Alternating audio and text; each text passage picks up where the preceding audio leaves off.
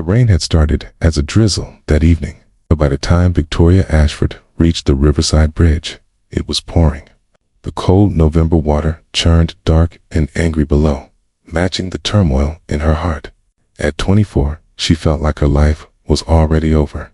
She stood at the railing, her red dress clinging to her body, soaked through. The wind whipped her blonde hair across her face as she stared down at the water. 3 weeks ago, she lost her mother to cancer. 2 weeks ago, the bank had foreclosed on their small home. Yesterday, she discovered that her fiancé had been stealing from her mother's medical fund to support his gambling addiction. There was nothing left. No family, no home, no future. Just debt and grief into hollowness so profound it felt like she was already drowning. Victoria climbed onto the lower railing, her hands gripping the wet metal. The streetlights above cast yellow pools on the pavement behind her. But ahead was only darkness and the sound of rushing water. One step, that's all it would take. One step and the pain would finally stop. She closed her eyes and let go of the railing. A strong hand caught her wrist. "Don't," a man's voice said firmly. "Whatever it is, don't."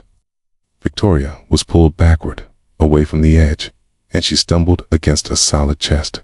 Strong arms wrapped around her, holding her steady as her legs threatened to give out. "Let me go," she sobbed, struggling weakly. "Please, just let me go."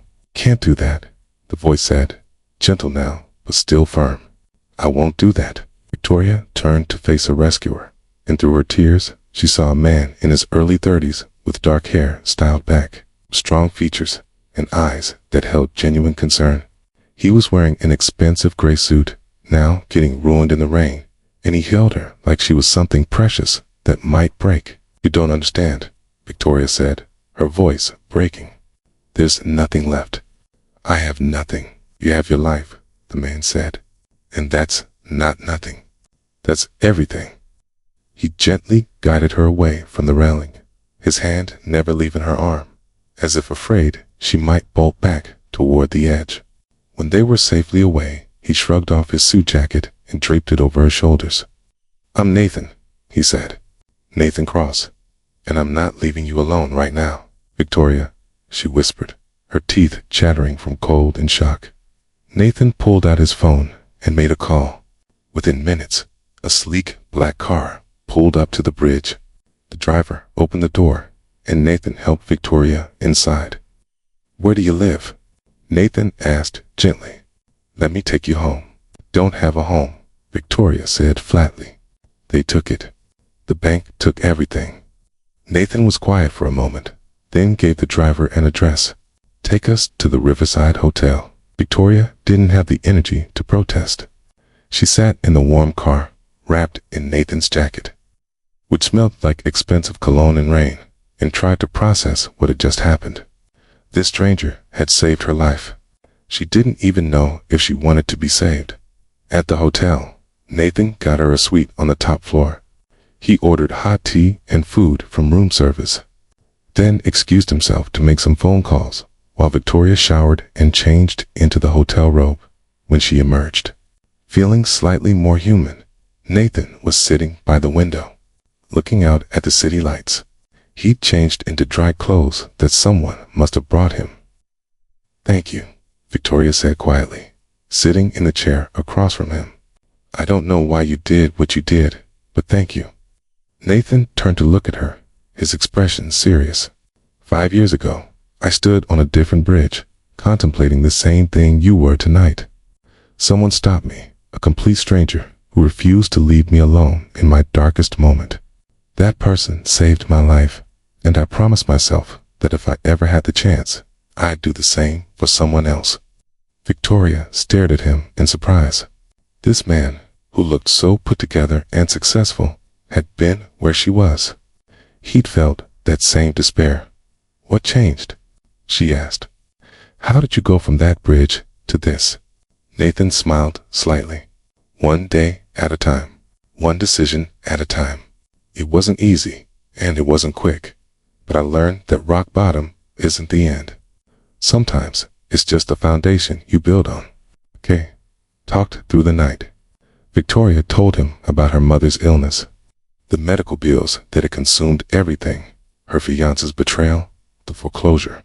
She told him things she'd never told anyone, and somehow it felt safe to be honest with this stranger who'd appeared like an angel on that bridge. Nathan listened without judgment, without offering empty platitudes. When she finished, he was quiet for a moment. "I can't fix everything," he said finally, "but I can help, if you'll let me."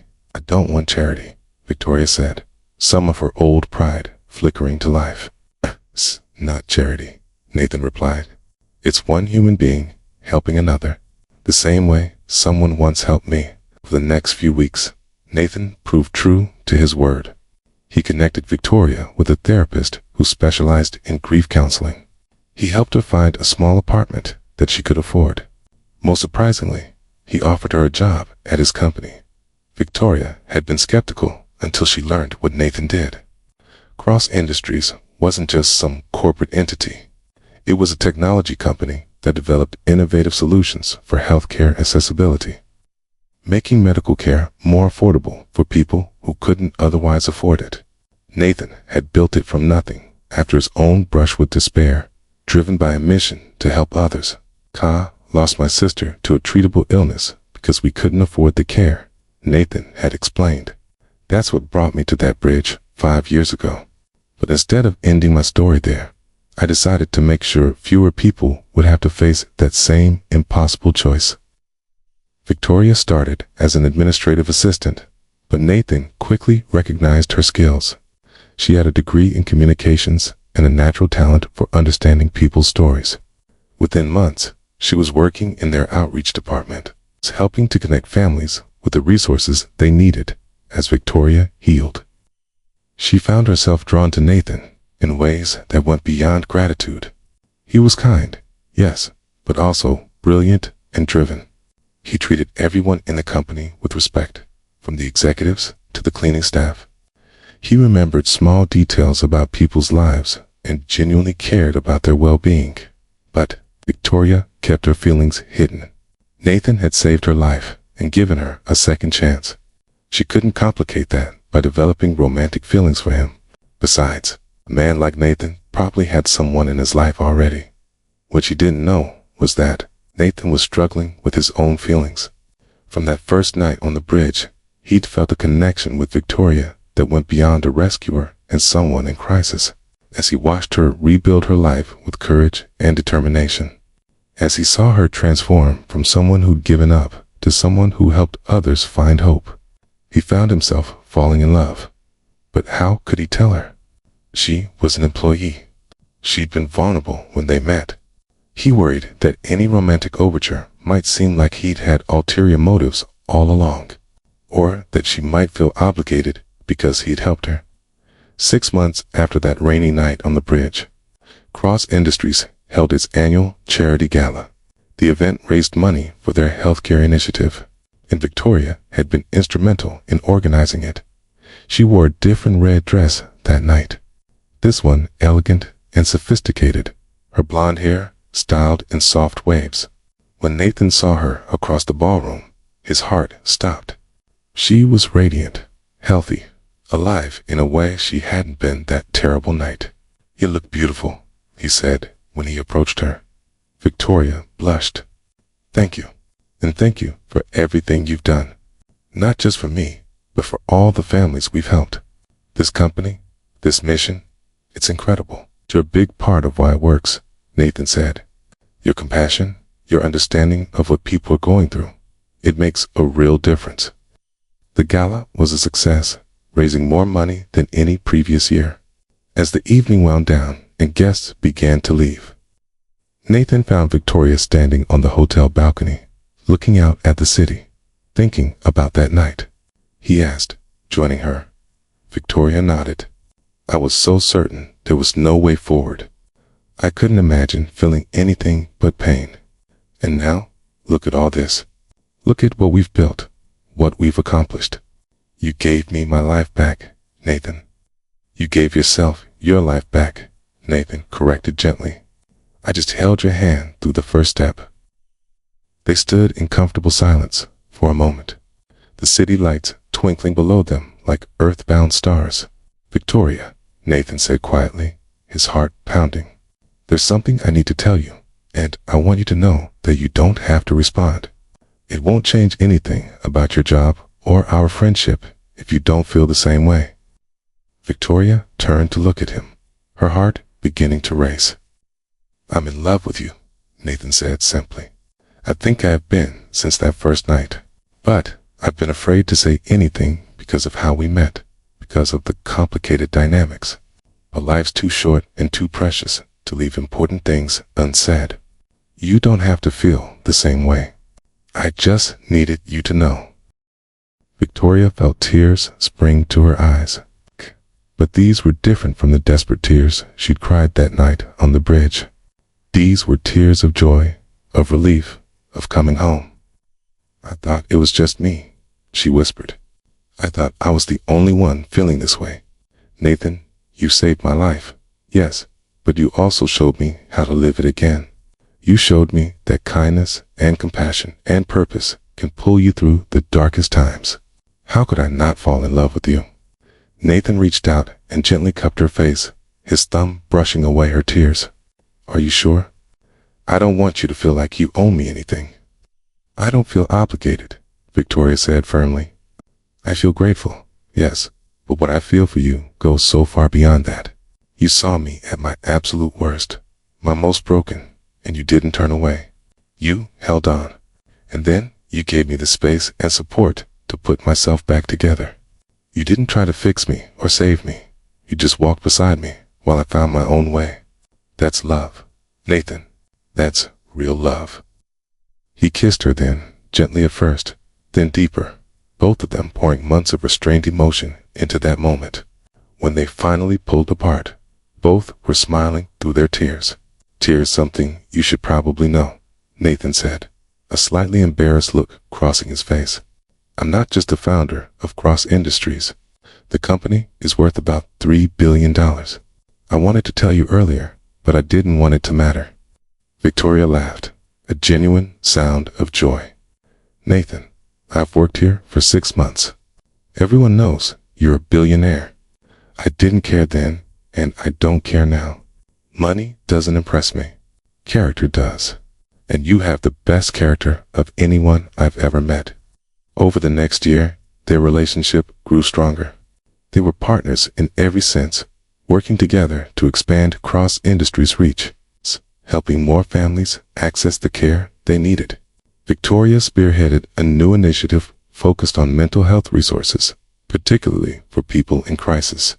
She spoke openly about her own experience, becoming a voice of hope for others who were struggling. Nathan supported her every step of the way, just as she supported his vision for the company. They balanced each other perfectly, his strategic thinking complemented by her emotional intelligence, her creative solutions enhanced by his business acumen. On the anniversary of the night they met, Nathan took Victoria back to that bridge. But this time, the weather was clear, the stars visible above them. He'd had a small plaque installed on the railing, with words that had become their shared mission. In darkness, reach out. In pain, hold on. Every life has value. Every story deserves another chapter. A lot of people helped fund this, Nathan said, gesturing to the plaque and the new crisis hotline signs that now lined the bridge.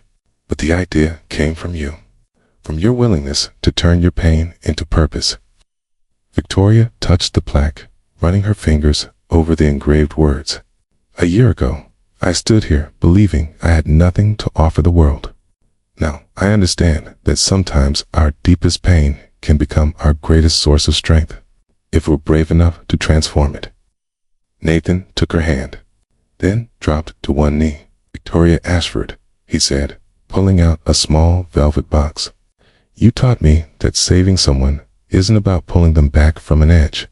It's about standing beside them while they find their own reasons to step away from it. You've made me a better man, a better leader, a better human being. Will you marry me? Victoria didn't hesitate. Yes, 1,000 times, yes. They were married 6 months later in a ceremony that was intimate and meaningful, surrounded by their friends, colleagues, and families whose lives had been touched by Cross Industries' work. Victoria wore white, but she carried red roses, a reminder of the dress she'd worn that rainy night when her life had changed forever. In her vows, she spoke of second chances, of the hands that reach out in darkness, of the courage it takes to accept help when you need it most. In his vows, Nathan spoke of purpose found in pain, of building something beautiful from broken pieces, of the transformative power of compassion. Years later, Cross Industries had grown into one of the most respected healthcare advocacy organizations in the country. But more than that, Nathan and Victoria had created a program that trained crisis counselors, established suicide prevention resources, and provided support for families dealing with medical trauma and financial hardship. They had 2 children, a daughter they named Hope, and a son they named Felix, which means fortunate. Both children grew up understanding that their parents had found each other in the darkest of circumstances and had chosen to turn that darkness into light for others. Sometimes, Victoria would stand at the window of their home, looking out at the city lights, and remember that terrible night when she believed she had nothing left to live for. She'd been so wrong. She'd had everything left to live for. She just couldn't see it yet. Nathan would come up behind her, wrapping his arms around her waist, and they'd stand there together, grateful for the chance encounter on a rainy bridge, for the hand that had reached out and refused to let go, for the love that had grown from a moment of crisis into a lifetime of purpose and partnership. The bridge where they met became something of a pilgrimage site for people struggling with their own darkness. The plaque with its message of hope had saved countless lives, and the crisis resources had connected thousands of people with the help they needed. Victoria often thought about that moment when Nathan's hand had caught her wrist. Such a small gesture, really, one person reaching out to another. But it had changed everything. It had saved 2 lives that night, hers from ending, and his from always wondering if he'd walk past someone who needed help. Sometimes, salvation comes from unexpected places. Sometimes, the person who saves you is also the person you were meant to find. And sometimes, the darkest moments are actually doorways to the most beautiful chapters of our lives, if we're brave enough to walk through them instead of turning away. If this story touched your heart, please like, share, and subscribe for more tales of hope, redemption, and unexpected love. Leave a comment below, sharing your thoughts on second chances and the power of compassion. Have you ever been the hand that reached out, or the one who needed someone to hold on? Your stories matter, and they might be exactly what someone else needs to hear today. Remember, there is always hope, there is always help, and your story isn't over yet.